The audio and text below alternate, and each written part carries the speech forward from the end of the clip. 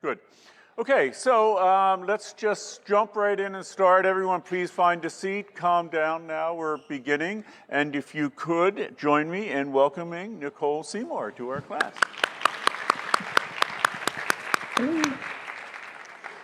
So, this is the biggest audience I've ever had since the last time I did this. Yes, since last year. That's great.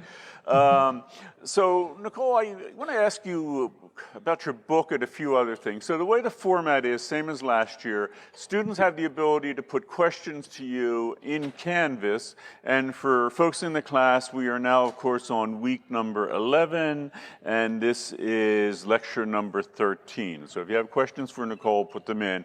But first, Nicole, I'm going to monopolize you and ask some questions, just general questions, like how did you get interested in all this? Because you're a professor now, both the field that you're in, climate crisis, kind of any way you'd like to approach that. Yeah, so I was a child of the 80s and 90s, and climate crisis and environmental crisis was always sort of part of my consciousness growing up. It was sort of, I guess, third wave environmentalism. I don't know exactly how to periodize it, but it was definitely, so I grew up in Southern California, and at that time, we were having one of the longest droughts in California history. So that was 1986 to 1990. And so definitely it was like, 2-minute showers and don't wash your car and you can't get water at a restaurant and, very severe restrictions. So that was kind of, again, part of my consciousness. And, it was kind of like the era of like save the whales, save the dolphins, like cut up the 6-pack, plastic rings, that kind of thing. And, save the rainforest and, watching lots of MTV news. And I don't know that I really thought about climate specifically, but I was just aware of these kind of like multiple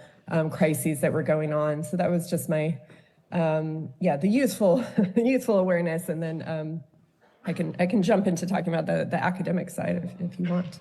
So maybe get right into that academic side. So I think the book you're known most for is Strange Natures, Futurity, Empathy, and Queer Ecological Imagination. So what's all that about? And what's your particular sort of environmental focus, your scholarly approach? How does all that work together? So I'm going to share some slides now that'll cover some of that. We can see visible? them. Now you're in presentation mode. It looks terrific.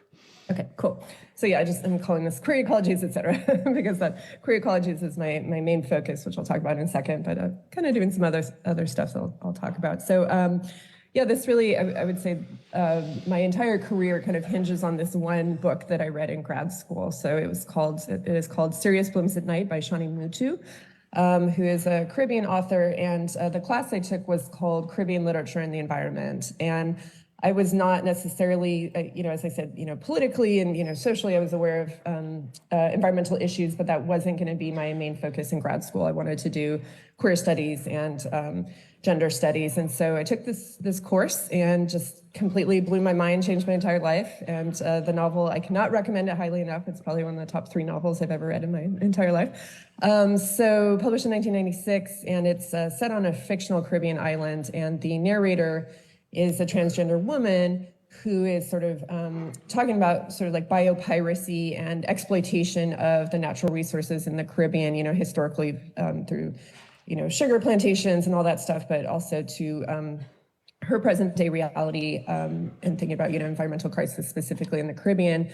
And this narrator really talks about her transitioning in natural terms. So she parallels her experience to the blooming of a Sirius cactus. So I don't know if you can see the image very well, but a Sirius is a night blooming cactus. So it doesn't always look like that, but certain times of the year it transforms and it blooms flowers. And so I was just blown away. I was like, oh my gosh, it has the queer angle, right, obviously, and then has this environmental angle.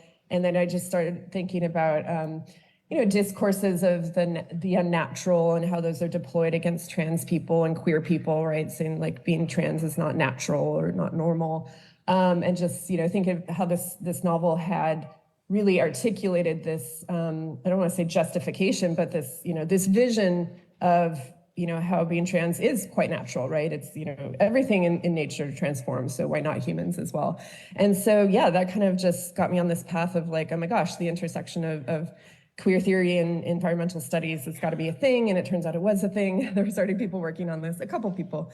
Let me just, this is kind of a long quotation, but I'll read it. So this is a book that came out in 2012, before I had published my first book. And so this is Kate Sandilands and Bruce Erickson saying, the task of a queer ecology is to probe the intersections of sex and nature with an eye to developing a sexual politics that more clearly includes considerations of the natural world, and an environmental politics that demonstrates an understanding of the ways in which sexual relations organize and influence both the material world of nature and our perceptions of that world.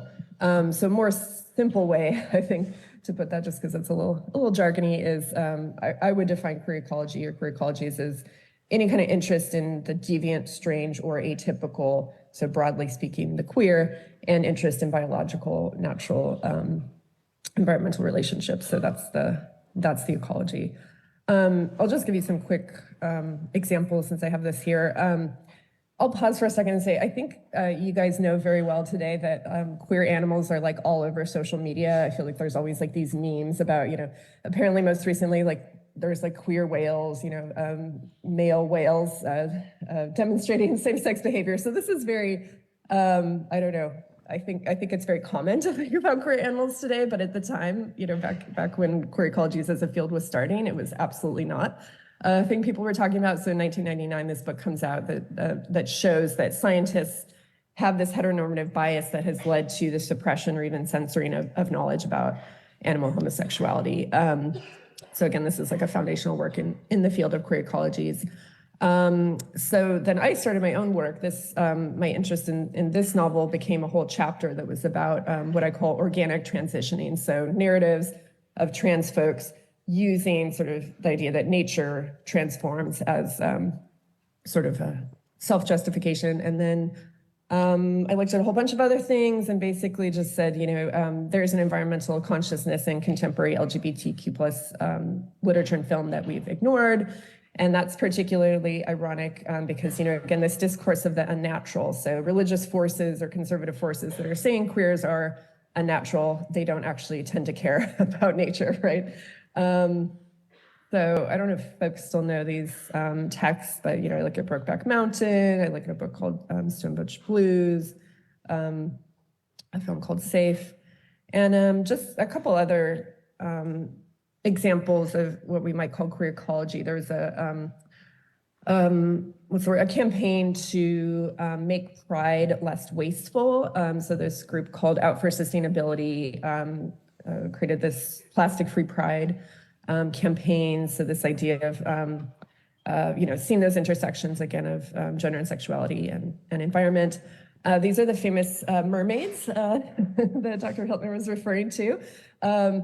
This is going to take a second to explain, but just drink it all in, as it were. Just look at the image for a second, and then I can say a little bit more there. So these are people dressed as mermaids. And you can see the sign on the left says Sink That City BP, referring to British Petroleum. BP had a huge oil spill disaster several years ago that you may know about. So the backstory is these were protesters that were trying to get British museums to divest from fossil fuel sponsorship. So British Petroleum was sponsoring the British Museum. And so these people are like, we have to divest, right? We have to get rid of fossil fuel sponsorship. And so their shtick was, okay, fossil fuels cause climate change, which causes rising sea levels, right? So they're trying to make that connection. So they're satirically pretending to be mermaids in support of British Petroleum, right? So they're like, yay, fossil fuels will make sea levels rise, and then we will take over the city, right? So if you see on the far right, the person holding a shell on the bottom right corner says, 2060, London will be ours, right? So this idea that sea level rise is gonna take over London, and then the mermaids will thrive. So lots of layers there, but I think what I would point to, and then I'll pause and see what questions you'll have and Dr. Hiltner might have. What's interesting to me here is that we don't necessarily know if these folks are LGBTQ plus identified, right? They may or may not be. I have my suspicions, but we don't know. But what I'm interested in here is how they're using queer forms like satire, drag, performance, right, to make these very critical points about fossil fuels and climate change. And so that kind of inspired my next project. And again, I'll pause. But I started getting interested in how we might think about queer approaches and practices and sensibilities and not just queer identity in relationship to environmental crisis, right? So thinking about, what good might drag be for environmental protests, right? So again, not just LGBTQ plus identity, but LGBTQ plus practices or sensibilities. So I'll just pause there because that was a lot, and just see if anyone has questions or I can say more. Okay, so I'd remind everyone the Q&A is open for lecture number 13. Please put questions in for Nicole. But Nicole, let me ask a couple questions, and then I think we do want to hear about the next project too, which is glitter, right? But first, just to kind of back up, because I think it was just so important what you started off with, the idea of what is natural and how that has, in a crucial way, changed in the last few decades. Could you kind of address that a little? Because I think that's in the popular imagination. We've always heard it, and it's still out there debated, I guess. But could you weigh in on that a little more? Yeah, so something I talk about in this book is that, natural is one of those weaponized terms that people can use to their benefit, can manipulate it, right? But the recourse to the natural always seems to trump everything else, right? So, right, like the worst insult you can say to someone is, that's unnatural. And so I think in some of these instances, these queer folks are, we could say, reclaiming nature, right? Saying like, actually, I'm going to use that term to my advantage. And again, look to natural transitions in nature, for example, to justify my existence. That gets a little sticky because I think from a radical queer standpoint, someone would say, well, who cares whether it's natural or not, right? This came up a long time ago with when people were looking for the quote unquote gay gene, right, to prove that people were really born that way, right?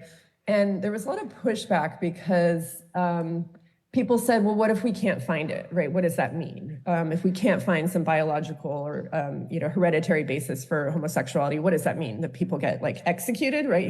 What's the upshot of that? So I think even though I am really, like I said, really in love with that novel, Serious Whims at Night, and, I find that discourse of sort of reclaiming the natural from a queer standpoint, I find that to be really compelling, but I also see that it gets a little tricky. It also gets a little tricky when you think about, these appeals in particular to, animals. So for example, there's a book called A Natural History of Transition, or no, sorry, I'm mixing it up. I'm forgetting the name of the book. But basically this trans poet uses images of a tadpole transforming into a frog, right? As again, this kind of idea of like nature transforms, so do humans, whatever. But yeah, I think the trick there is you don't want to be sort of anthropomorphizing animals, and like, it's kind of hard to call animals queer because they don't have the same human culture that we do, right? Like, do the quote unquote gay whales, do they self-identify as gay? Probably not, right? And so, yeah, sometimes I think there can be a bit of overreach in these attempts to kind of, these appeals to nature. But yeah, but I'm also sympathetic to them for hopefully obvious reasons. Yeah. By the way, Nicole, if you want to still leave on the screen share, you can, or you could pop back on screen. I'll leave it up to you. We've been looking at the protesting mermaids, which are terrific. Yeah, so you're still sharing screen, but you're off of the presentation mode. There we go. Thank you. There you are. Perfect. So I guess another question is, I think what you were just saying was fascinating regarding transitioning, but also how does this, so we have our friend David Pello coming next week. He's going to be our next speaker, and he's going to be talking about justice issues, and I think he's going to be probably starting off, if David did it the way he did last year, with race and then moving to some other things. How does all this, specifically climate crisis and all, impact the LGBTQ plus community? What's the intersectionality with that, if that's not too broad of a question? No, yeah, that's a really important question. There's some folks at UCI. Mike Mendez is the lead researcher on this, and there's an article that he and his team produced that was called "A Queer and Present Danger." If you just Google "queer and present danger," so not clear, but "queer and present danger" and Mike Mendez, you'll find it, Michael Mendez. So there's been a lot of research from folks like him that show that LGBTQ plus communities are more vulnerable to climate disasters. For a lot of reasons. So one is that on the whole, on the aggregate, LGBTQ folks tend to experience more homelessness, especially amongst youth. So they're already in, unstable housing or not even, having true housing. So if a hurricane comes, a tornado comes, they're especially vulnerable in that sense. There's also a lot of injustice around, if you think about like who comes in a disaster, there's stories of like, the Salvation Army coming in, setting up, tents or setting up shelters and discriminating against LGBTQ plus folks or LGBTQ plus families, separating them, right?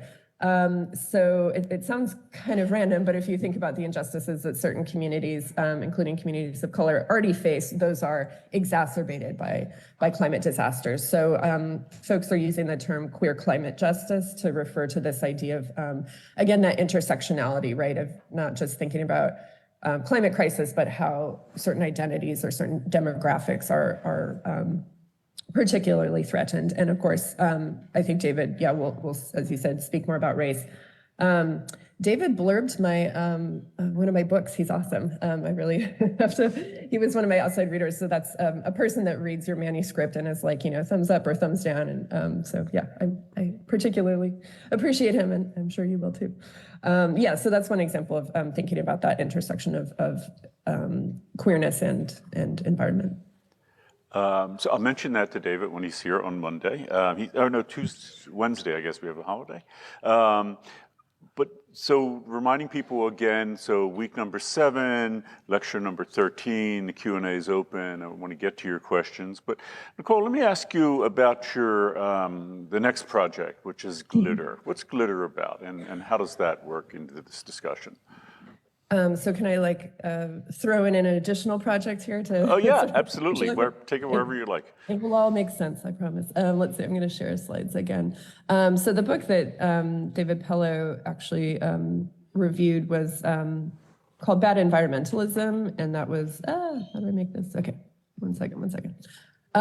So thinking about these mermaids, this kind of got me into this space of, as I was saying, thinking about queer practices like camp or drag and how those might lend themselves to environmental activism. And then that kind of led into this larger project where I became really interested in not just LGBTQ specific modes, but more broadly like irony, irreverence, how might those play a role? We don't think of climate crisis as being funny at all, right? But there are actually these activists that are using comedic modes to talk about environmental crisis. And so I wanted to bring light to that. People really hadn't written about this yet. And the book really challenges this reputation of environmentalists as, finger-wagging killjoys that, don't have a sense of humor.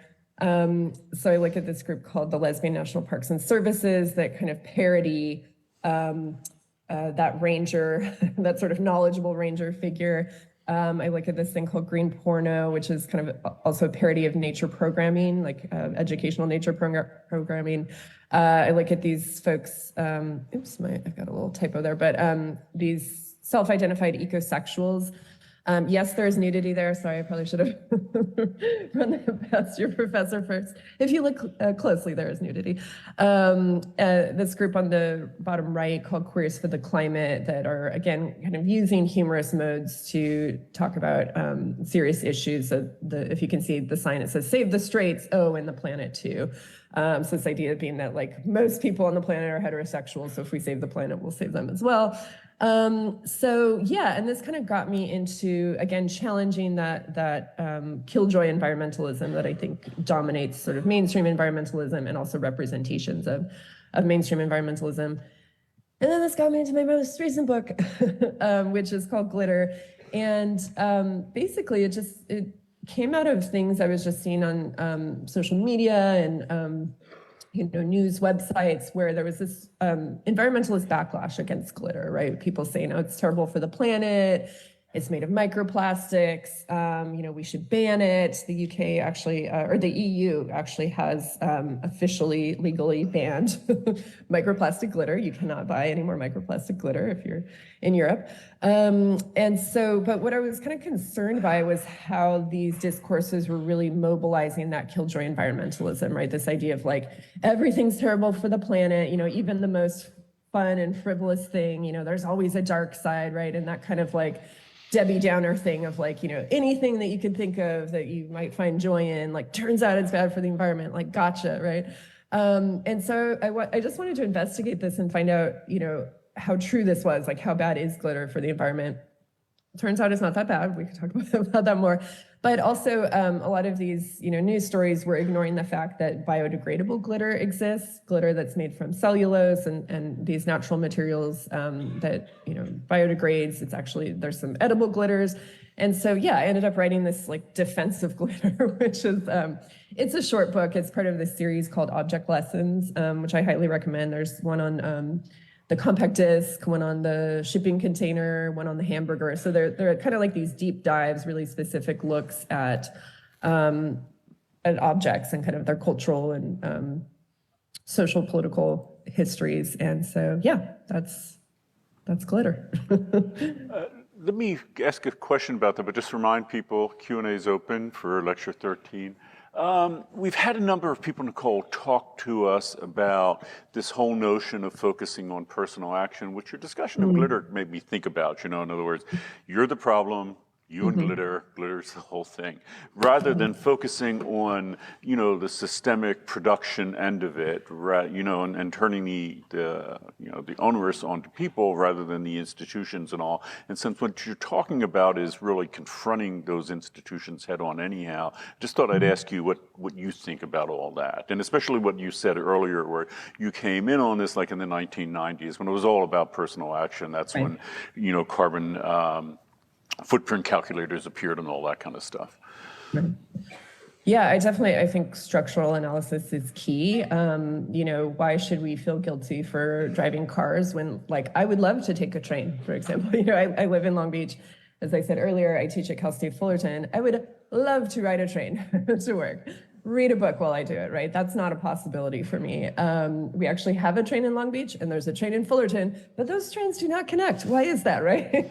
So yeah, I think focusing on personal action is really a distraction from those larger systemic changes that could be made, and also distracts us from thinking about that history, right? How did things get this way? So I do drive a Prius, so I don't have to feel like too much of a monster, right? But again, like even that is a problematic calculus to be making, because we are constrained. I think it's called pathway dependence. I forget who came up with that term, but we're constrained in all these very real ways from making the quote unquote choices that we want to make, right? So for me to drive is not really a choice when it's a structural sort of situation. And then same with glitter, right? This idea of people shaming people for glitter when, there is biodegradable glitter, but then we could ask questions like, why is biodegradable glitter more expensive, right? Why is that? Why is plastic cheaper?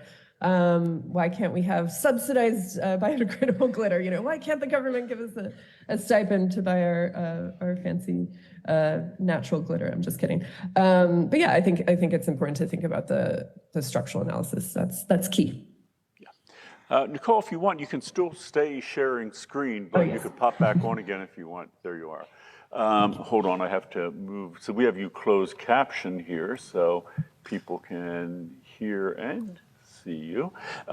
So folks, again, Q&A for lecture 13. And let me just jump in with the question we have, Nicole. By the way, I love that. I think now it's going to be in my vocabulary talking about any of this glitter shaming. I think this is terrific.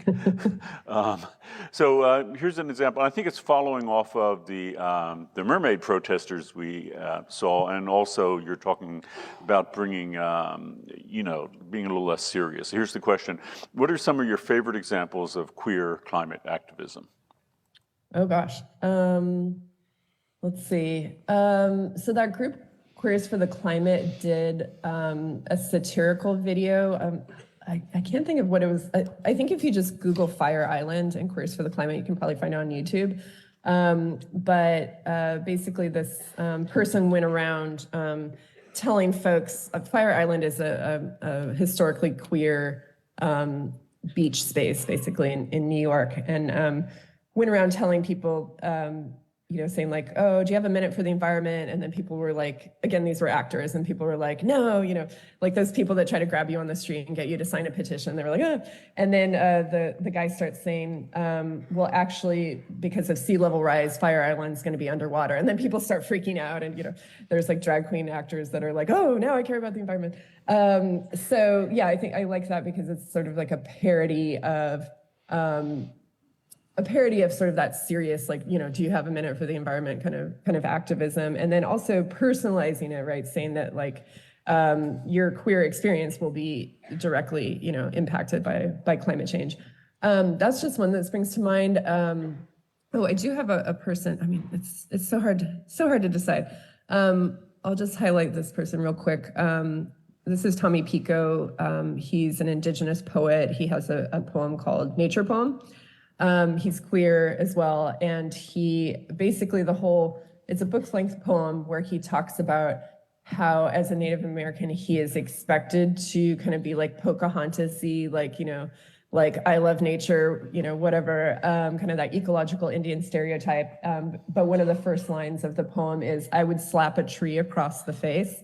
So just him really trying to distance himself from these ecological Indian stereotypes. And then he comes around to saying, it's not that I hate nature, I hate nature poetry, I hate the expectations that are placed on me as an Indigenous person. So he's super hilarious, very profane, lots of, curse words in this, but then also talking about serious issues about, Indigenous dispossession of natural resources and things like that. So yeah, those are just two examples, but I could talk forever about queer ecologies. Well, this is good. So next question, I'm just going to go to the questions now. Although I have some on my mind, some of my own I'll try to work in. So how does queer ecology interact with other groups? And they give an example. Person gives an example of people with disabilities. I would argue BIPOC communities and so forth. So where's that intersection? How does that work? Yeah, I'd say obviously my favorite examples are those examples, like someone like Tommy Pico, who is talking about Indigenous experience and queer experience and environmental issues all together.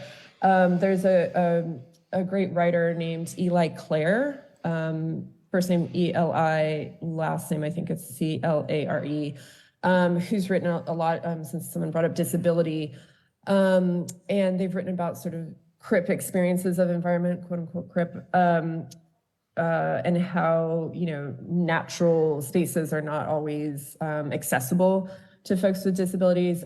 Claire is also a transgender man, so that becomes part of the analysis there. And he has this really interesting perspective where he grew up in a rural area somewhere in the South, I want to say North Carolina, and how his experience coming into queer and trans spaces is that they were all very urban, right? There was this narrative of like, you got to go to New York City if you're going to be queer or trans, you got to go to San Francisco. And him being kind of torn, he talks a lot about him being kind of torn between, yeah, I want queer community, but I also want rural experience. And how he felt very torn because in these rural communities, he was discriminated against for being queer, but then also in these urban spaces, he was discriminated against for having this rural, like hick redneck background, right? So then you get that class element there. So I think Eli Clare is a great example of someone who's bringing in disability, gender and sexuality, class.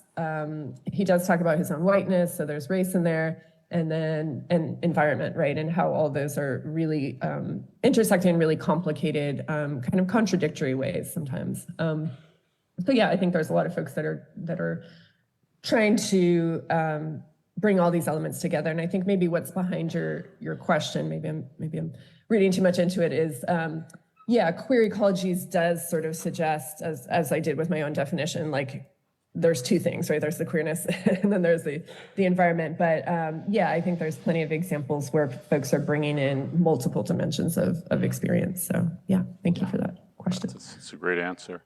So the next one, can you give some examples of who decided that animals such as whales are queer? I guess I would say who decided that they're not queer, but the next part of that question is, are there other animals that identify as queer, or that we would identify as queer? And the person raises the question, squirrels?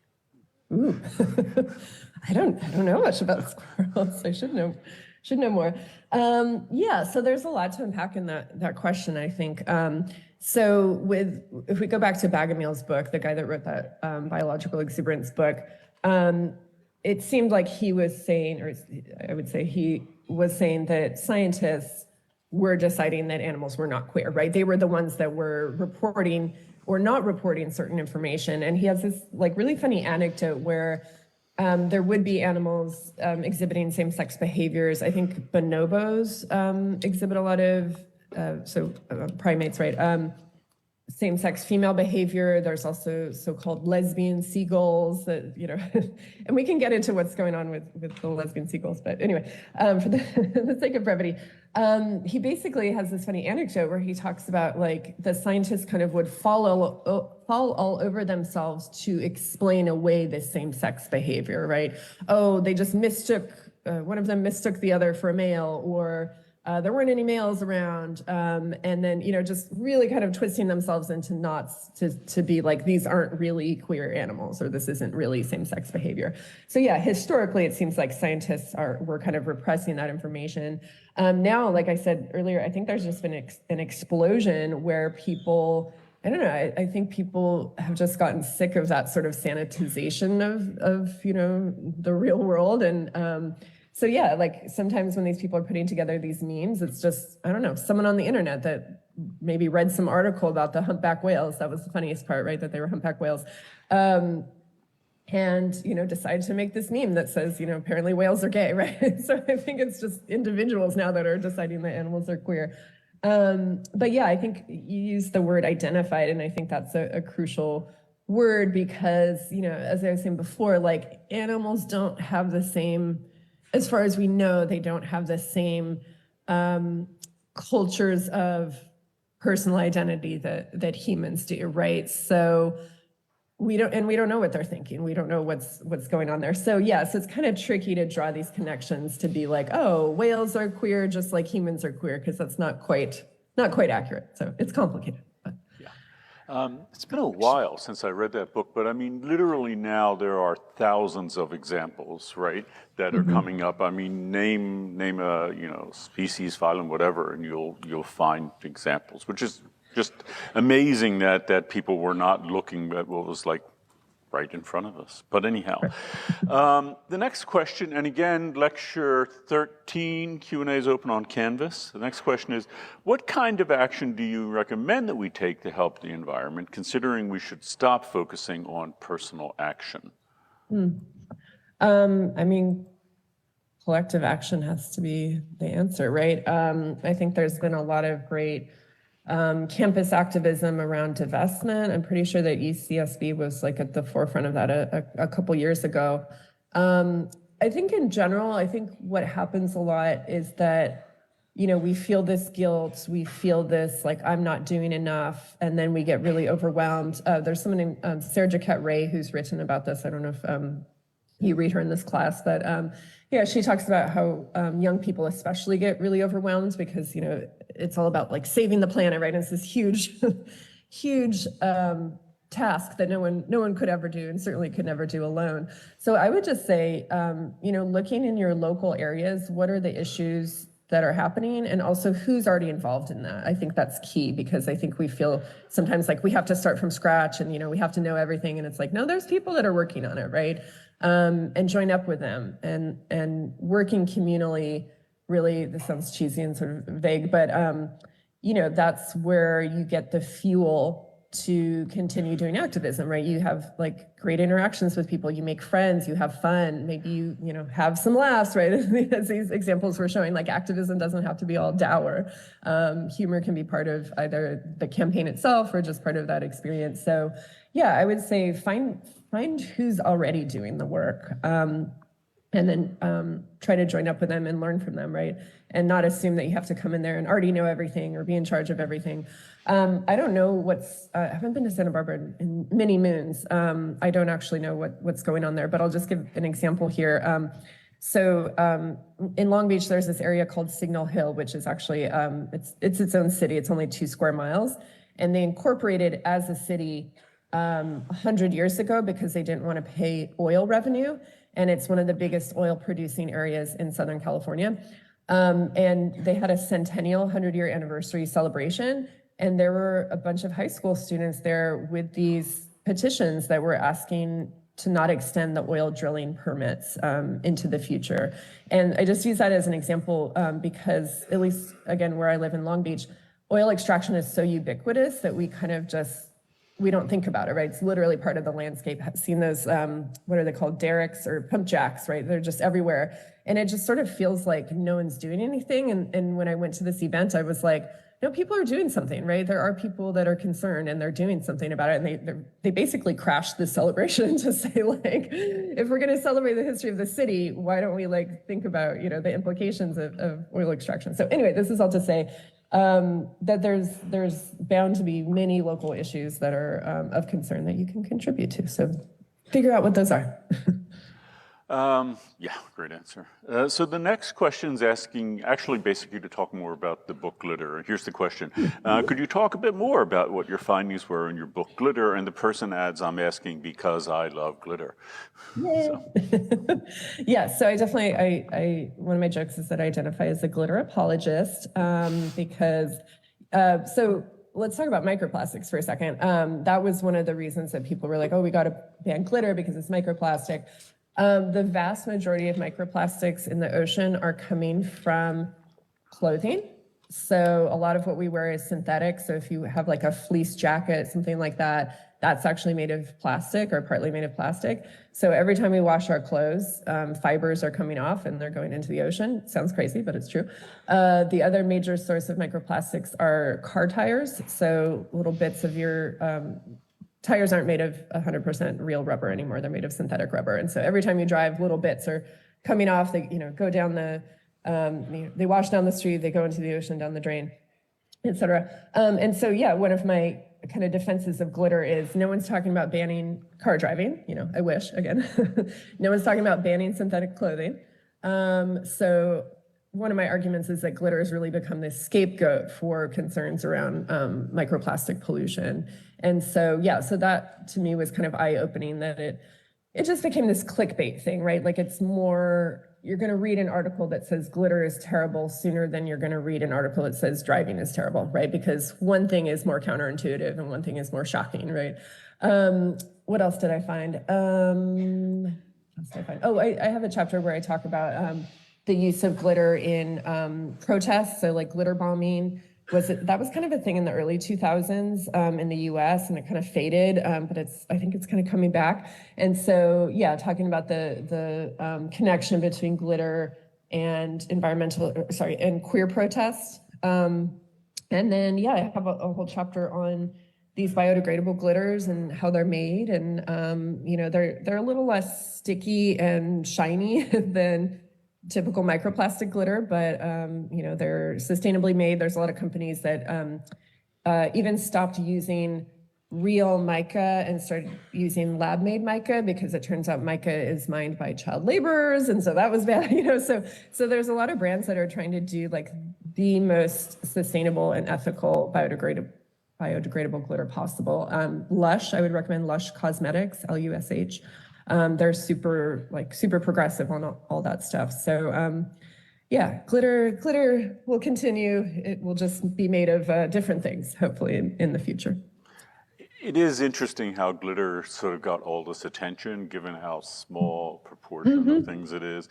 I know there was a study 20 years ago. Well, actually, the British government 20 years ago tried to get everyone to unplug their little charger for their phones because it would help save the climate and all. And a British researcher found out that if you leave your charger plugged in 24 hours a day, it's the equivalent of driving your car for 1 second. And yet suddenly that got all the attention rather than what was proportionally important. Anyhow, I digress. Next question is a very general one, and Here it is. For those of us who want to get involved in queer ecology, where can we start as students? I mean, you might already be involved. Depends on what you mean by involved. In terms of just awareness, if that's what you mean by involved, well, I should back up and say, let me back up a fair bit. So as I've sort of described it, I sort of made it sound like queer ecologies is this academic subfield, which it is.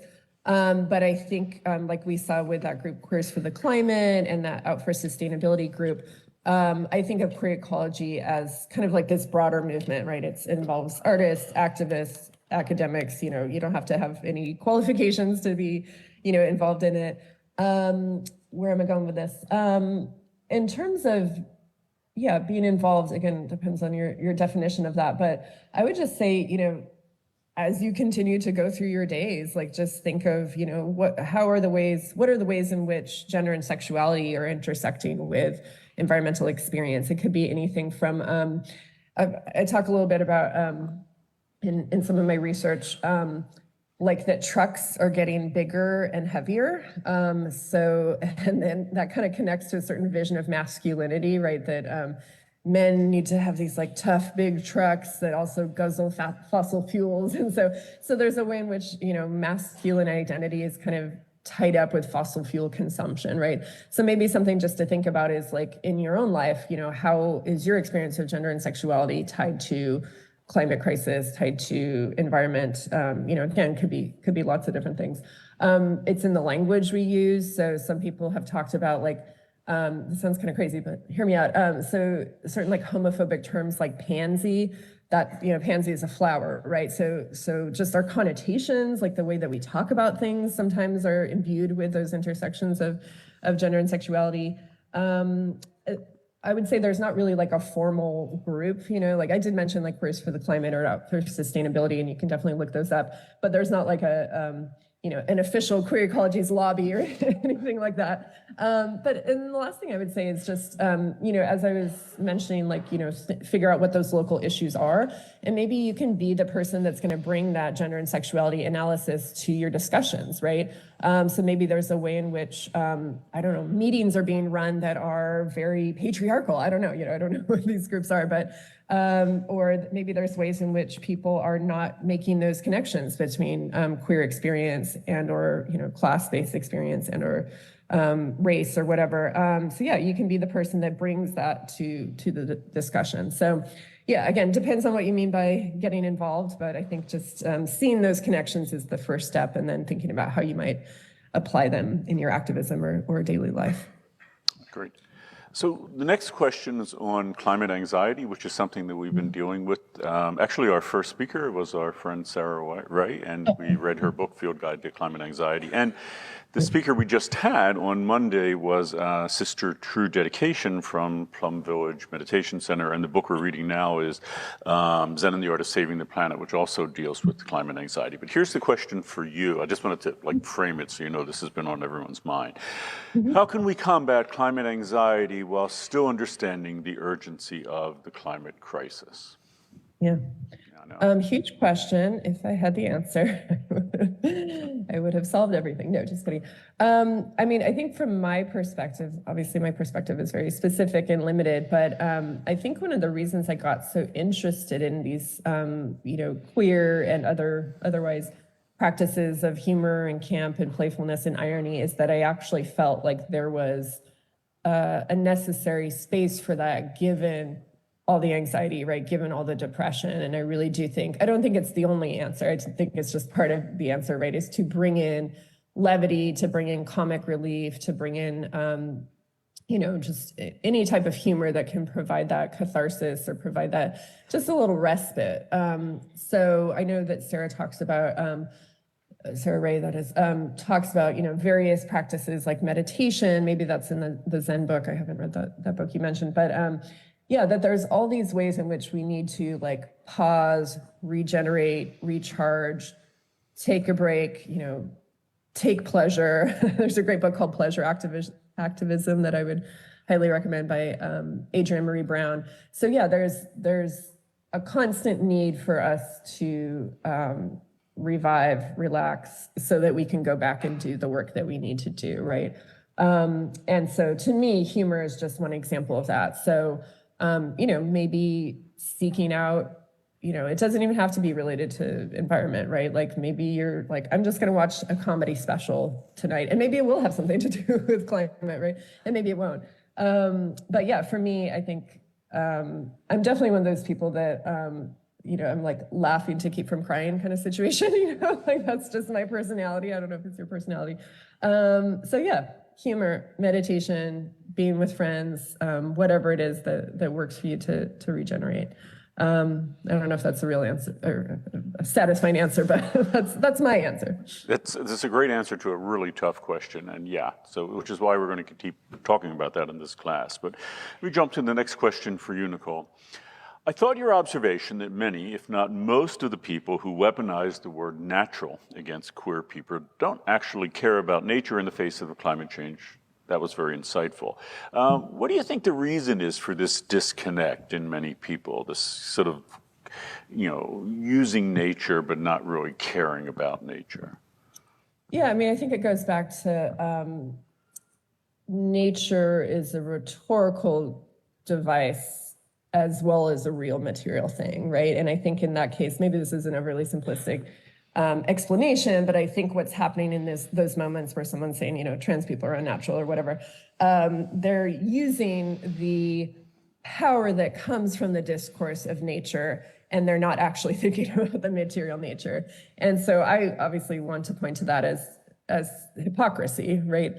I think one of the problems, maybe I'm going way too off book here, but I think one of the problems is that pointing out hypocrisy, I think it used to feel like more of an effective mode, like to point to these people, let's say people who were opposing, same-sex marriage legislation. I used to think it was powerful to say like, oh, you're such a hypocrite, right? Again, you're mobilizing nature as a concept without caring about material nature. I'm no longer convinced, this is a little depressing, I'm no longer convinced that's that effective, because I think most people just don't care about being called hypocrites. And I think there's a lot of shamelessness. Let's not get too political, but I think there's a lot of shamelessness in certain political areas, right? Let's say that the person running for president right now, has not been very same-sex friendly, and yet is, fathering children outside of wedlock. And, anyway, let's not go too deep into that. But the point is, I don't think calling someone a hypocrite has been very effective in recent years. And I also write in the Bad Environmentalism book that, we're all hypocrites, right? So again, like I'm concerned about climate crisis, but I'm driving. I guess I could ride my bicycle, take 3 hours to get to Fullerton. But so I'm a little wary about using hypocrisy as sort of of weaponizing hypocrisy as, a kind of call out. I think I've lost your original question, but I'll just stop there because I can't quite remember.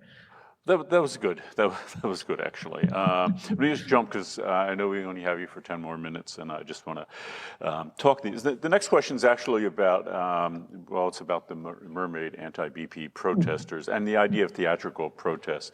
And the person wants to know if you've actually been involved in any theatrical protests like that, or, and if so, what was most impactful? Or even if you haven't been involved, could you give us other examples of what you found impactful about that kind of protest? I should just tell you, Nicole, that's the first kind of that sort of protest that we've been hearing about. We had like Kim Stanley Robinson talking about violence and things like that, but theatrical is pretty cool. Yeah. So I haven't dressed as a mermaid. I'm trying to think. I'm definitely one of those people that's like, as I'm making my sign for, whatever protest, I'm going to make a pun on it. I'm going to make some kind of joke on it. I honestly can't think of anything right now. That's specific. I went to the Women's March. I know I had a funny sign for that, and I just can't remember. The March for Science a couple years ago. So I think I do it in small ways, just with a punny sign. I think broadly speaking, like all protest is theatrical, and I think that is what makes it so powerful, right? And so I think there's just always going to be that kind of theatrical element to it, even if you're kind of straight-faced technically. there's been some really great examples. So the short answer is I haven't gone that deep into the theatrical the elements of it. There's a book called I'm forgetting what the book is called. If you Google the term tactical frivolity, you'll find some examples of it. I think that's from Ellen Bogard, where he talks about, everything from, I don't know if you guys remember, let's go back a couple years. Was it UC Davis where students were pepper sprayed at the Occupy protests? I think it was UC Davis. That was a few years ago, yeah, it was Davis. And so to commemorate, it was very violent. These students were pepper sprayed right in the face, and they were just completely, peaceful, sitting down on the ground. A year later, to commemorate that incident, people dressed up as clowns and used silly string instead of pepper spray. And so, yeah, I think there's a place for using humor in protest, using theatricality. And a lot of times this idea of tactical frivolity gets at this idea that in acting absurd at a protest, you reflect back the absurdity of the original action. So that's to say, like, dressing like a clown and using silly string was to show the absurdity of the police brutality, right? That all these students were being peaceful. They were all sitting on the ground and a cop just went up and sprayed them in the face, right? So reflecting back on the absurdity requires absurdity, if that makes sense. So anyway, so the short answer is no, I've not gone as far as I could in terms of my drag. But I'm working on it with the signage, so. Okay. Just reminding people, we only have a few minutes for questions left, so if you have some, put them into the Q&A for Lecture 13, week number 7. But here's another one, Nicole. I never knew that clothes and tires were major contributors to microplastics. In fact, I would add that electric cars actually have a bigger problem with that, but with the tires, because people, if you hit your brakes and you slide and you see that leaves the tire marks and all, but electric cars can accelerate so quickly, and their tires are specially formulated that it makes even more plastic problems. But anyhow, this is to you, Nicole. Can you share any more interesting, shocking facts about pollutants that we may not be aware of? God. Not off the top of my head, but I guess I would say I'm going to turn this question back against you. Say I'm sort of opposed to shock value as a sort of rhetorical move. Because again, I think it just has this depressing, it has that gotcha move, right? Which I think mainstream environmentalism has tended to do too much, right? Where it's you think glitter's fine, but turns out it's terrible, right? I think I would want to sort of avoid being too shocking. Yeah, gosh, I'm trying to think if there is anything else I can say though. Yeah, I think I just don't want to depress us. I don't want to say, turns out, taking a class is terrible for them. Okay, I will tell you one thing. This is kind of funny. So when I was growing up as a youth, and the internet started, we had these really terrible web pages that were super simple. And they didn't have any links. It was just all on one page, right? So if you go to I don't know if you're a fan of Dua Lipa, and there was a Dua Lipa fan page in the 1990s, it would just be all on one page, and you'd have to scroll down. And it turns out that's better for the environment because when you have these really complicated web pages that have embedded stuff and I don't even understand how the internet works, but nowadays it takes a lot more energy to use the internet, is what I'm trying to say, than it used to. So some people have actually called for a move back to these really awful looking GeoCities, simple web pages. So that is my shocking fact, that web pages today are bad for the environment and we should go back to really bad 1990s aesthetics. So there you go. That's great. Yeah, and hey, in a general sense, something like 20% of world electricity production is now going to run the internet in all its many forms. So, Nicole, I know you have to leave in a couple minutes, so I just wanted to ask you, in a general way, anything that you'd like to mention that you didn't get a chance to mention, that didn't come up in the questions, anything at all like that before? I just don't want to have you leave and say, I wish I would have talked about something else. Well, I will pull up this slide again because I'm really excited about this new project I'm working on. Speaking of Signal Hill, which I mentioned earlier. So my big new project right now is very local, and it goes back to this idea of like, oftentimes we don't pay attention to what's right around us. And so I decided to actually just research my local area. And I started finding all these examples of what I'm calling fossil fuel kitsch. So I don't know if you can quite see it, but basically this is a local elementary school, and their mascot is the dinosaur. So it says Signal Hill Dinosaurs. If you look between the words signal and hill, that's an oil extraction jack pump, or pump jack, I forget what it's called, right? So this is an image of oil extraction. So again, this idea of kind of like the ways that fossil fuel extraction is kind of being normalized in the local area and even like treated as something like playful and fun is really weird. Like, I think it's hilarious, but like in a very dark way. And even just like the idea of dinosaurs, like we now know that fossil fuels are actually made from fossilized, not from animals, right, but from plants.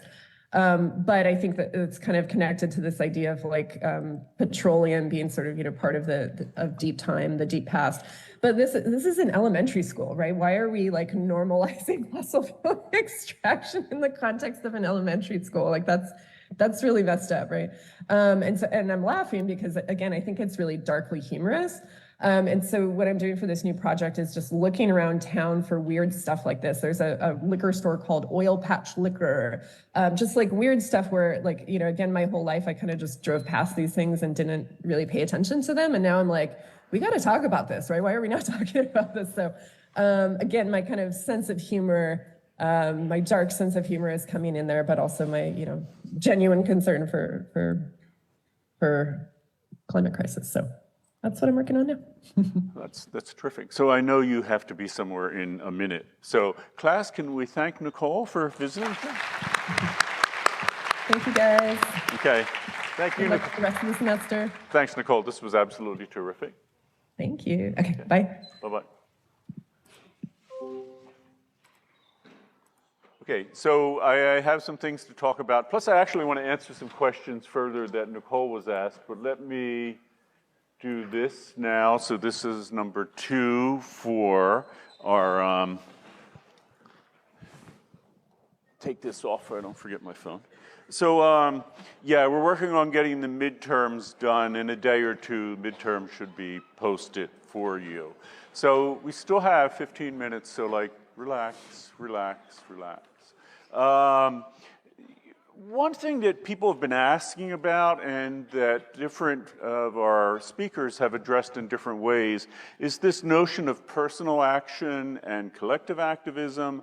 And it is kind of a shock because thinking has changed regarding that in the last decade or so, and for good reason. So let me give you an example, and this is something that could show up on the final exam, so get everybody back into a serious mode.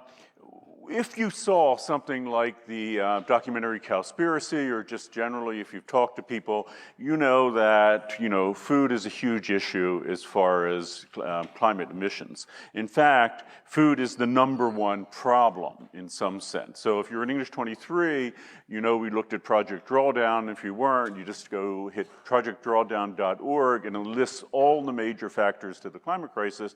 And the #1 thing is actually food waste across the planet. #2, and the thing that we could do to draw down emissions would be to switch to a largely plant-based diet. So it's absolutely huge, and it's bigger than all the solar that you can imagine putting in, bigger than all the wind turbines you can imagine putting in. So you might think then that the solution is personal action, and that's commendable, switch to a largely plant-based diet, maybe vegetarian, maybe vegan, that would do it. The problem, and if you watch something like Cowspiracy, it kind of gives you that impression. The problem with that is, and I'm not attacking it because I am, I'll be honest, vegetarian myself. I was vegan for a long time. But the issue is, if you do that, you're just 1 in 8 billion people. It does not move the needle at all. It's infinitesimally small. Even if your circle of friends you convince to be vegetarian, it's not going to move the needle. Why is that? And that's because if you look right now statistically, like in the United States, maybe 1% of the population is vegan. Maybe 4 or 5% are vegetarian. That's all fine. But the larger issue is, if you're concerned about this issue, how do you convince that other 95%? How do you stop that from happening? Because again, your small group is not going to do it. That's where activism comes in. That's where larger systemic changes that have to happen, like at a government level, come in. And, what's bringing that about? Well, things like, we are subsidizing meat consumption. If you go to McDonald's, the argument's been made, running the numbers, that a burger should cost twice as much as it does at McDonald's. And why isn't it? Because we as taxpayers and in other ways are paying for it. We subsidize the beef industry. The food is very bad for your health. If you eat beef regularly, it's going to take a year or two off of your lifetime. We are subsidizing the medical care for folks who eat this stuff. So, how do you address that? How do you approach the other 95% of the population? And you're not going to do it by just saying, do this because it's good for the planet, good for animal rights, good for social justice, the people that can't eat and all. And it's huge. Just to put it, frame it another way, if you looked at the number one emitters on the planet, the top two, not surprisingly, will be the United States and China, biggest greenhouse gas emitters. If cows were their own planet, they'd be number 3. Their own country, they'd be number 3. So it's absolutely huge. But that's where activism comes in, and there is no silver bullet to figuring out just what we could do to address something like that. It has to be done collectively, and it's just, again and again.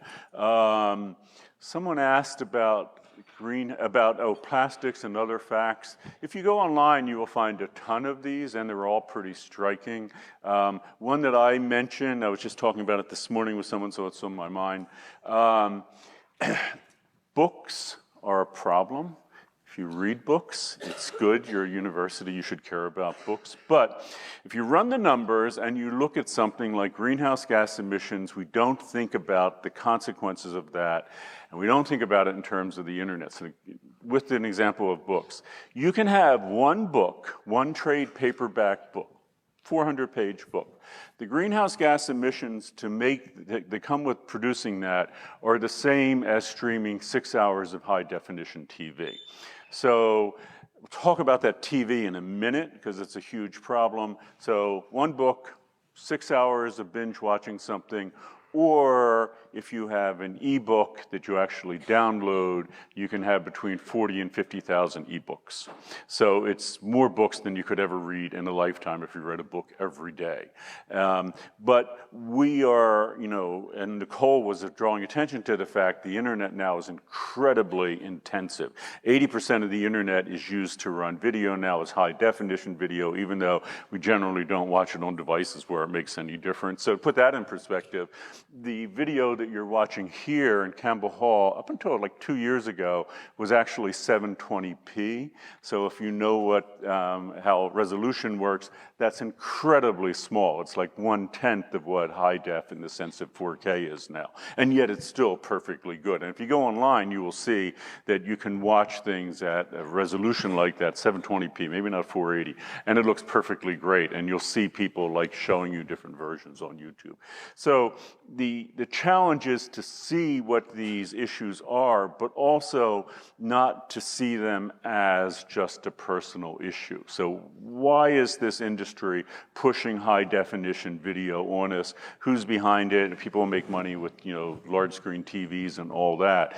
But, just to tell you not to watch TV, it would be better if you had an industry that actually approached it that way. Another simple way of putting it, stop thinking about consumers and consuming, think about producers and production, because it's that production that is causing the problem. And producers, generally speaking, are not interested in environmental or conscious or climate conscious production. So you may find some, but then the great challenge of that is greenwashing, as you may know. What is actually good and what is not. So in English 23, we were talking about clothing. We had an episode of the series Patriot Act, which is absolutely wonderful.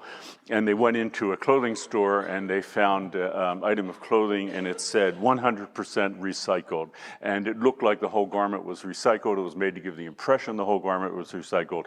But what it actually was that the cardboard tag on the garment was made of 100% recycled cardboard. And the garment was not in any way recycled. So that's always a challenge too. Okay, so next week on Monday we have another in-person guest, which will be David Pello talking about climate and environmental justice. Until then, have a great weekend, and don't leave until I do the eye clicker.